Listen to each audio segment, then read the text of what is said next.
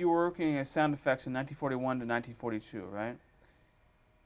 1942, I mentioned earlier that on my days off, I'd go up to see the girl who later was my wife, and I'd go over to the Harvard Club in Boston and go to this counseling place that was, men gave of their services and time to try to help you. They'd interview you like you're doing now and find out what you did and what you had studied for and see if you could put you in a place where you would get the best job in the Army. It all sounds like we were all trying to get a cushy job.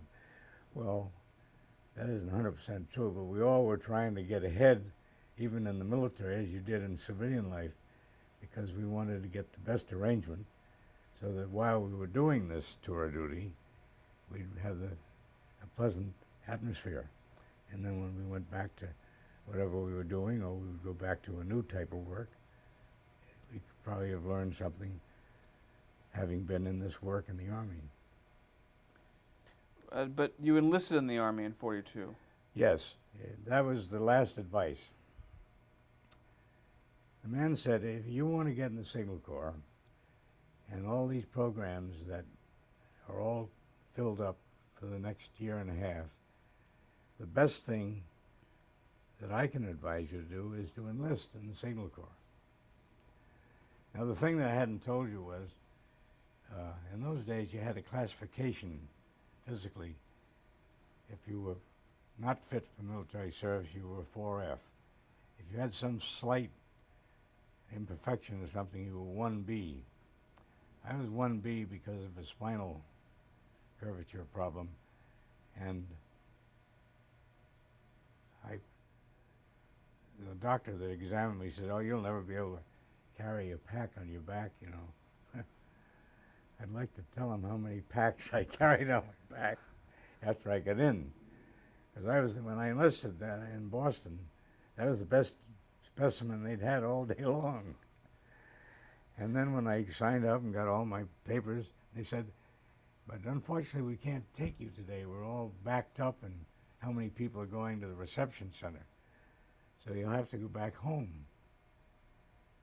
I said, "Geez, I only have the clothes on my back, and I'm miles from home." Well, anyway, I went back, and I reported back about a week later. And where were you assigned? I was assigned to Fort Devens, Massachusetts, which is a reception center. And from the reception center, I was then assigned to a Signal Corps training center, which was Fort Monmouth, New Jersey. When I was at Fort Monmouth, while I was training there in the specialty work, not in radio, I was working in wire communications. They said, "We need some people to be instructors. We'd like to send you to the instructor training." And why company. did they ask you? Well, I don't know. It's some interview that I had given, the fact that I had gotten up in front of people, and maybe it had to do with the acting end of things, and had been able to talk and work with people and So it put was. myself across that way. They said, "We think you'll make a good instructor." So the experience at NBC maybe. Yes, I think it helped, and I think it sounded like a good thing. So I went down. Well, I want to ask you real quickly. What Sure. describe the Signal Corps? Okay. What was it back then? Signal Corps was well,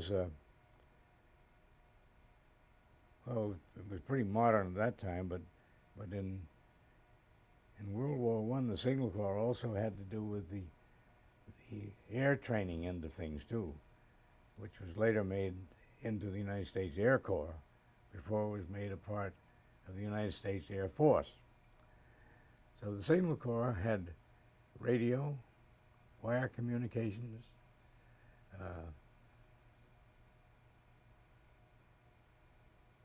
cryptographic training, where they were breaking all the different codes, the Japanese codes and the German codes, and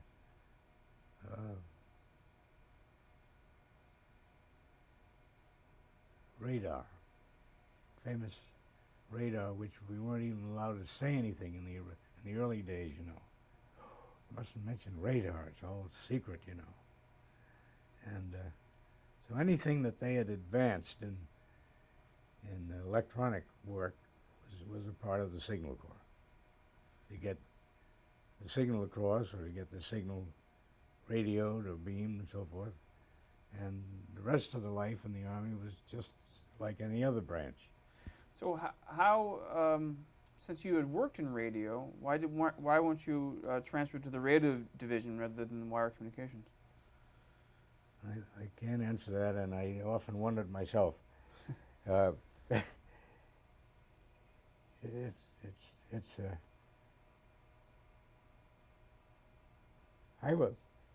we had code numbers that we were specialty code numbers. And I was assigned as an 097 installer repairman, telephone and telegraph. And I'd climb up the poles and connect the wires and do things and do all the things like the telephone company people do.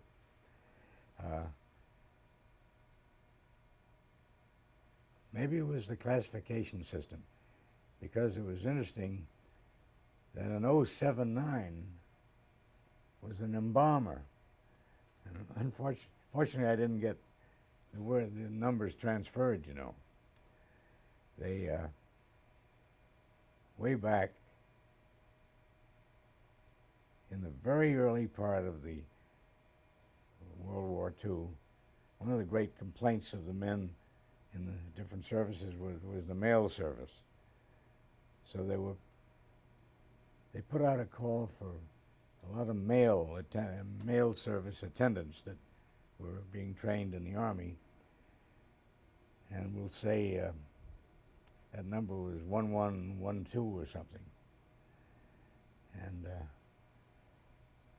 somehow there was another number that got mixed up, and they sent all of these mail orderlies to Europe, and they weren't even trained in the number. I can't remember what the number was that they were trained for, but the other number that was very close to the mail service was a bugler. So to the European command, they sent about 24 mail service attendants, but they were really, the men were buglers, because they had been trained in the Army bands, and signals were given by bugle calls, and which is called pretty antiquated now, but that was the way on a camp station or when you were out there. I'm not talking about being in battle, charge, you know, but they needed people like that. But in this time, they didn't get the mail orderlies, they got the buglers. Well, that got straightened out. But like anything in a big organization, you could get things that didn't work out just to the point.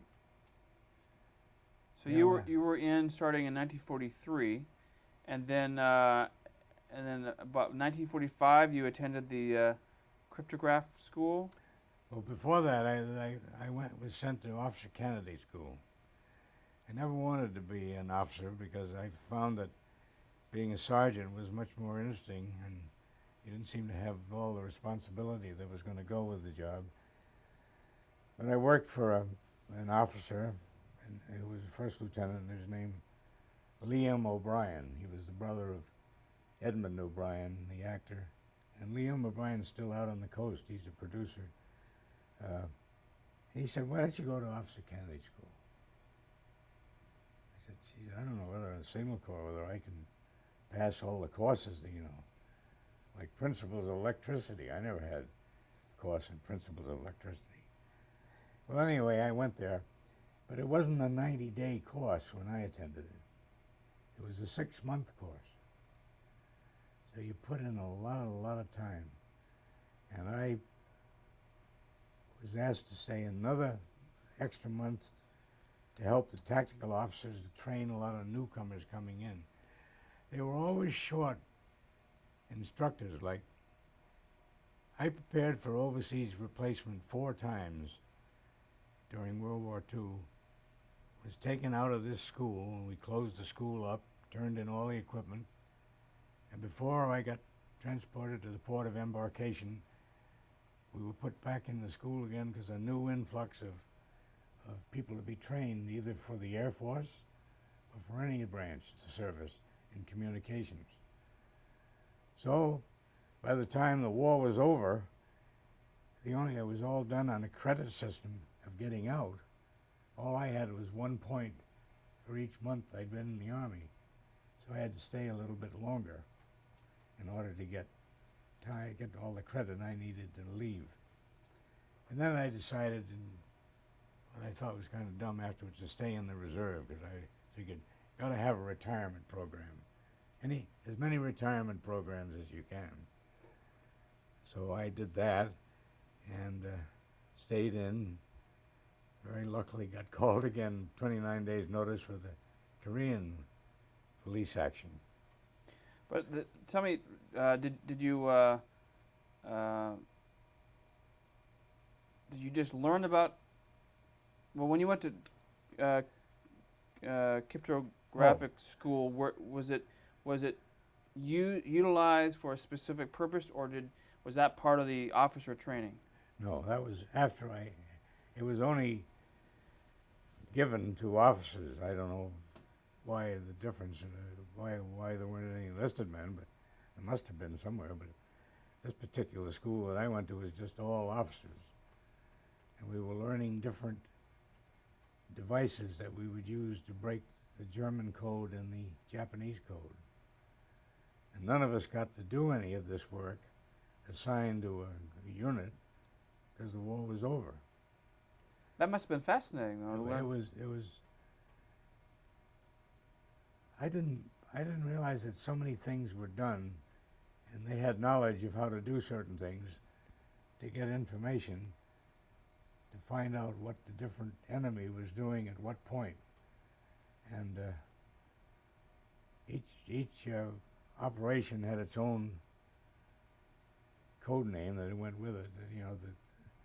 Some of the apparatus had mechanical things that you operated to transfer things. Other things had electronic things, and other things had just things you certified number, you changed numbers for letters and things of that type.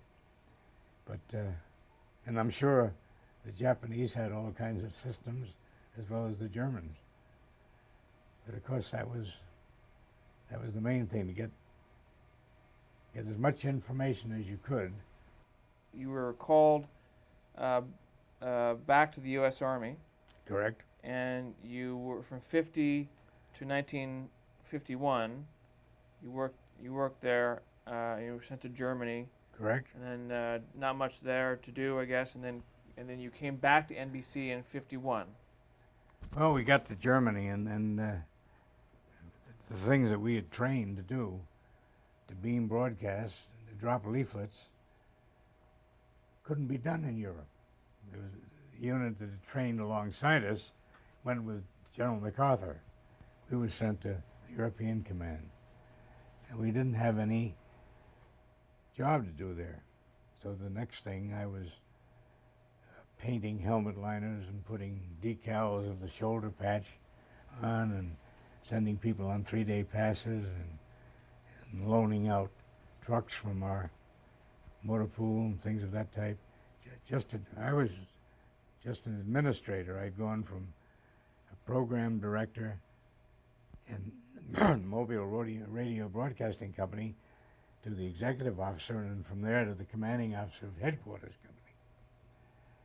And when I got to headquarters company, I just had routine things to do. Look after the people in the company and see that the people got sick call and make out the morning report and so forth.